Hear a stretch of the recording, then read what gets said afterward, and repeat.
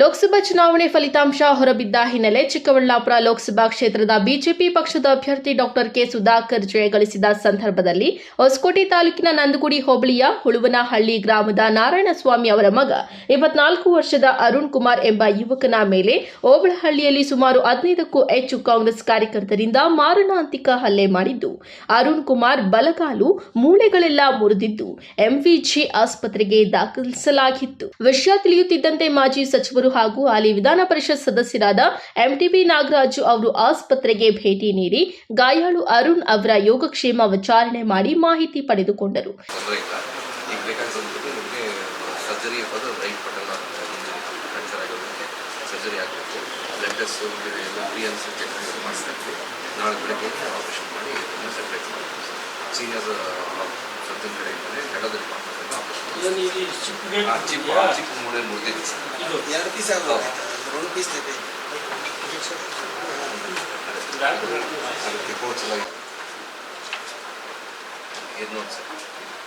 ಒಂದೇ ಪೀಸ್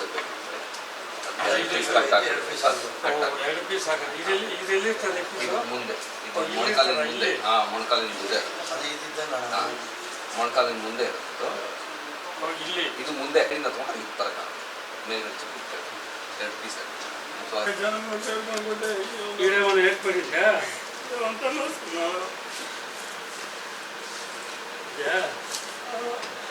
ఏం కొట్టింది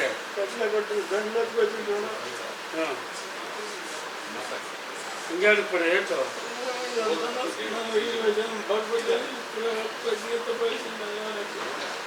మీరెవరు ఉండలేదా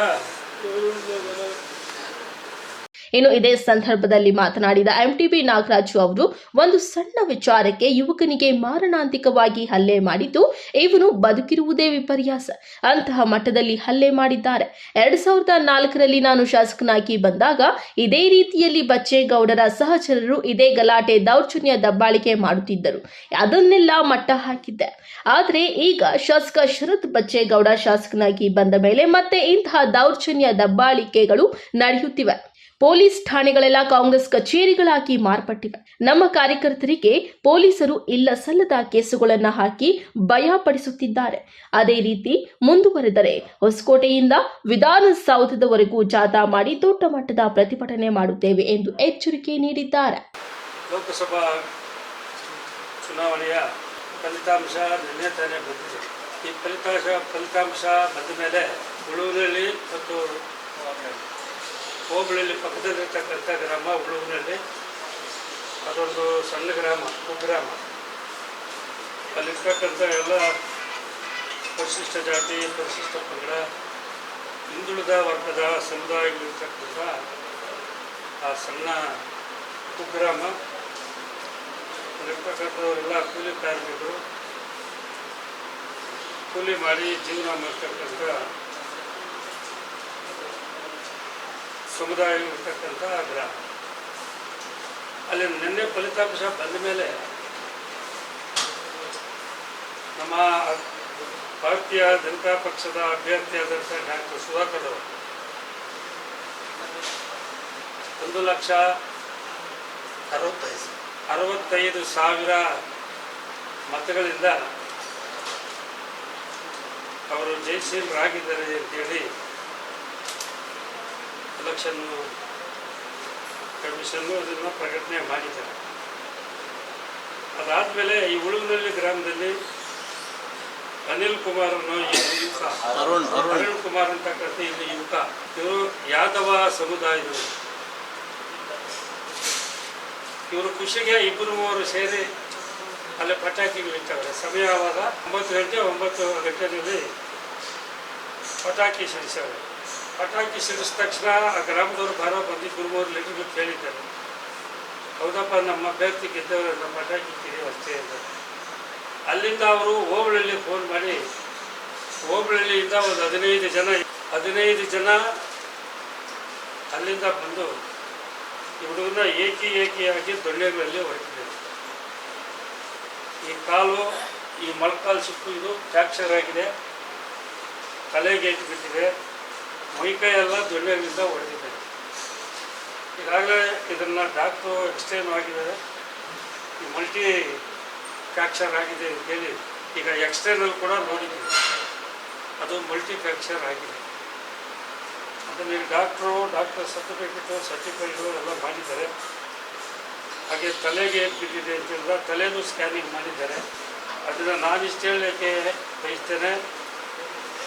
ಹಿಂದೆ 2004ರಲ್ಲಿ ನಾನು ಹೊಸಕೋಟೆಗೆ ಪ್ರವೇಶ ಮಾಡಿದಾಗ ಮೊದಲನೇ ಚುನಾವಣೆಯಲ್ಲಿ ಅಭ್ಯರ್ಥಿ ಬಂದಾಗ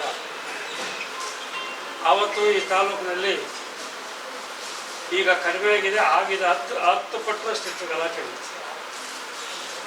ಚುನಾವಣೆಗಳು ಬಂದುಬಿಟ್ರೆ 30-40 ಬೂತ್ಗಳಲ್ಲಿ ಬೂತ್ ಏಜೆಂಟ್ ಕೂತ್ಕೊಳ್ಳೋಕ್ಕಾಗ್ತಿರ್ಲಿಲ್ಲ. ಅಲ್ಲಿ ಕೂತ್ಕೊಂಡ್ರೆ ಹಿಂಗೆ ಕಾಲು ಮುರಿ ಕೈ ಮುರಿ ಹೊಡೆಯೋದು, ಆಸ್ತಿ ಹಾನಿ, ಮಾನ ಹಾನಿ, ಪ್ರಾಣ ಹಾನಿ, ಇಂಥ ಭಾಳಷ್ಟು ಘಟನೆಗಳು ಕೂಡ ಈ ತಾಲೂಕಿನಲ್ಲಿ ಆಗಿದೆ.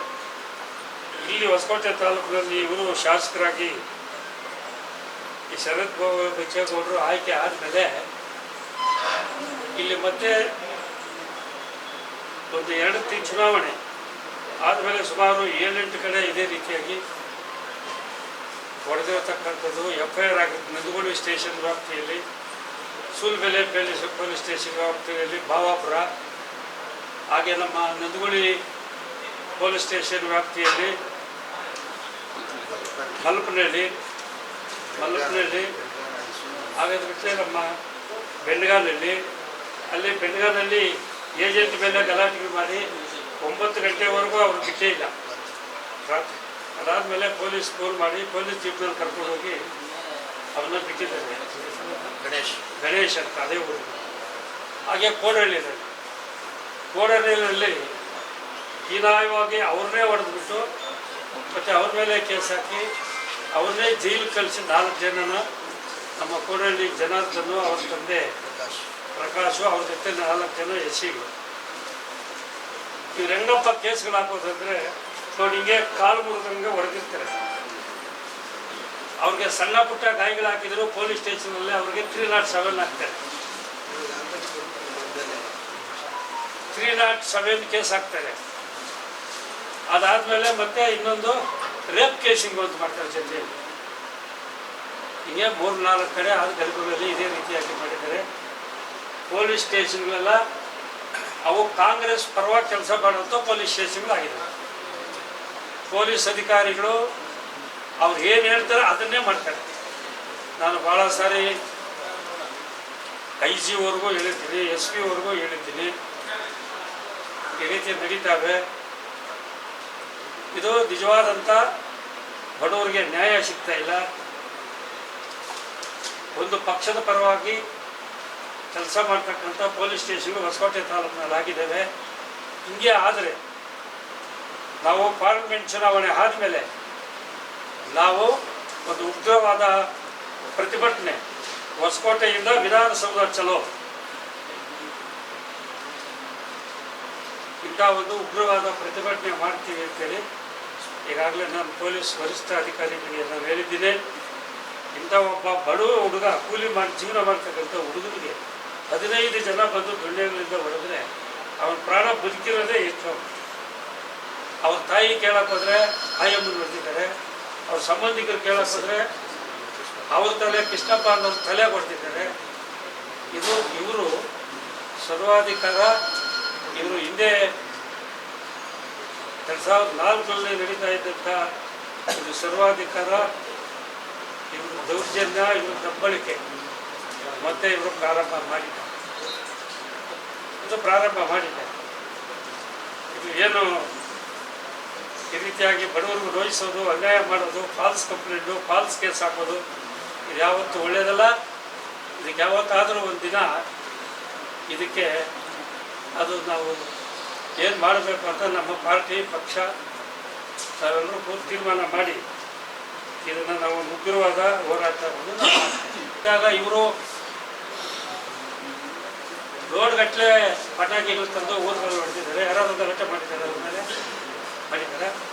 ನೀವು ನಮ್ಮ ಯಾವುದೋ ಕಾರ್ಯಕರ್ತರು ಅದು ಆ ಪಟಾಕಿಗಳು ಇಡೋಕ್ಕೂ ಕೂಡ ಅವ್ರ ಮೇಲೆ ಗಲಾಟೆಗಳು, ಎಲೆಕ್ಷನ್ ಟೈಮ್ನಲ್ಲಿ ಕರೆಸೋದು, ಬೂತ್ ಏಜೆಂಟಾಗಿ ಕೂತ್ಕೊಬಾರ್ದು, ನೀವು ಕೂತ್ಕೊಂಡ್ರೆ ನಿಮ್ಮನ್ನು ಹೊಡಿತೀವಿ ಬಡಿತೀವಿ ಅಂತೇಳಿ ಬೂತ್ ಏಜೆಂಟ್ಗಳು ಕೂತ್ಕೊಳ್ಳೋರ ಮೇಲೆಲ್ಲ ಗಲಾಟೆ ಮಾಡಿದ್ದಾರೆ. ಅವ್ರಿಗೆ ಕರೆಸಿ ಹೇಳಿದ್ದಾರೆ, ನೀವು BJP ಪರವಾಗಿ ಕ್ಯಾನ್ವಸ್ ಮಾಡಬಾರ್ದು, ನೀವು ಓಡಾಡಬಾರ್ದು, ಪ್ರಚಾರ ಮಾಡಬಾರ್ದು, ಹೀಗೆಲ್ಲ ಭಯ ಇರಿಸಿದ್ದಾರೆ. ಇದು ಯಾರಿಗಾದರೂ ಅನ್ಯಾಯನೇ, ಅದು ಯಾರೇ ತಪ್ಪು ಮಾಡಿದ್ರು ತಪ್ಪೇ.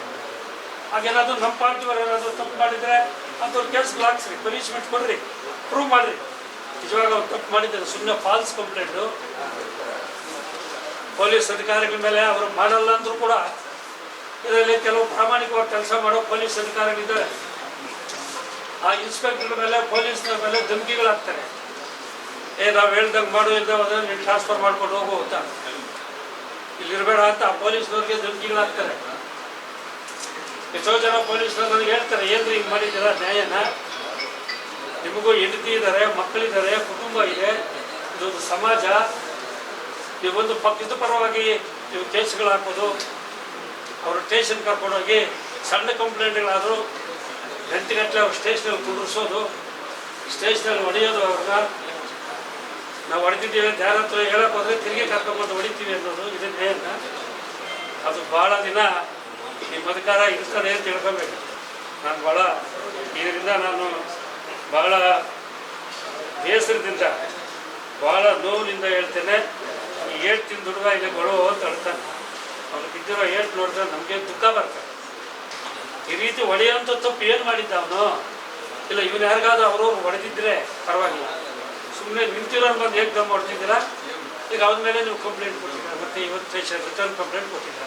ನೀವು ತೋರಿಸ್ಬೇಕಲ್ಲ, ಹೊಡೆದಿರೋದು ಏನಾದರೂ ಗಾಯ ಆಗಿರೋದು ಅಥವಾ ಫ್ರ್ಯಾಕ್ಚರ್ ಆಗಿರೋದು, ಕಾಲು ಮುಗಿರೋದು, ಕೈ ಮುಗಿರೋದು ತೋರಿಸ್ಬೇಕಲ್ಲ ಅವರು. ಈ ಗಾಯಾಳಿಗೆ ಇವರಿಗೆ ಬೇಕಾಗಿರ್ತಕ್ಕಂಥ ಚಿಕಿತ್ಸೆಯನ್ನು ಕೊಡಬೇಕು. ಅದಕ್ಕೆ ನಾನು ಈ ಆಸ್ಪತ್ರೆಯ ಮುಖ್ಯ ವೈದ್ಯಾಧಿಕಾರಿಗಳು ಅವ್ರಿಗೆ ಹೇಳಿದ್ದೇನೆ.